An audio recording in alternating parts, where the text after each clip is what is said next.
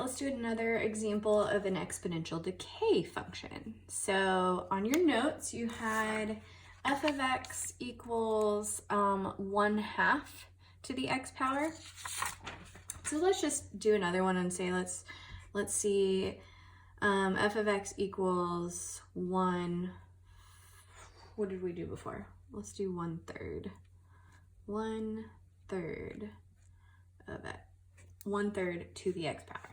So right off the bat, you know that 1/3 is less than 1, or is between 0 and 1. So it's automatically a decay function. So exponential decay. It just means it'll be kind of going in this direction instead of your growth, which keeps increasing the more positive you go, and in this case it would be decreasing the more in the positive x direction you would go. So an example of exponential decay would be, if I remember correctly, maybe like a half-life in chemistry, something like that. I know there's other ones, but that's what comes to mind right now. All right, so let's do a quick little table. We got x and we got f of x, or you could just say y if you want. So then we have, let's just do simple again and say -1, 0, and 1. So if we have 1/3 raised to the negative first power, if you have that negative number, you're going to flip your fraction on the inside and then make your exponent positive. So this would become 3/1 raised to the first power, which ends up just being 3. Then we've got 1/3 to the 0 power, which just ends up being 1.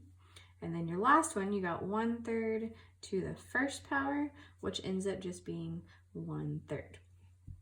So let's go ahead and graph. We got -1, 3, 0, 1, and 1, 1/3.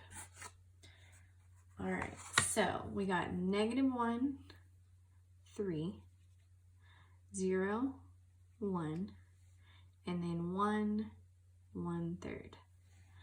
So if you notice, this should look pretty similar, but just reflected over your y-axis. I am going to draw my asymptote just to remind you that it's there. Sometimes it's easier to draw it a little bit below your line, even though it is actually on that line, just so that you can kind of see it, depending on if you're using graph paper. I realize a lot of y'all might not have graph paper. Just do a quick sketch if you need it. So my asymptote is still here. And it would be y equals 0. So this is your decay, so it's getting smaller and smaller and smaller. It's decaying, it's just becoming a smaller piece over time, versus your growth, which is getting bigger and bigger and bigger. So those are just a few more examples of your growth and decay.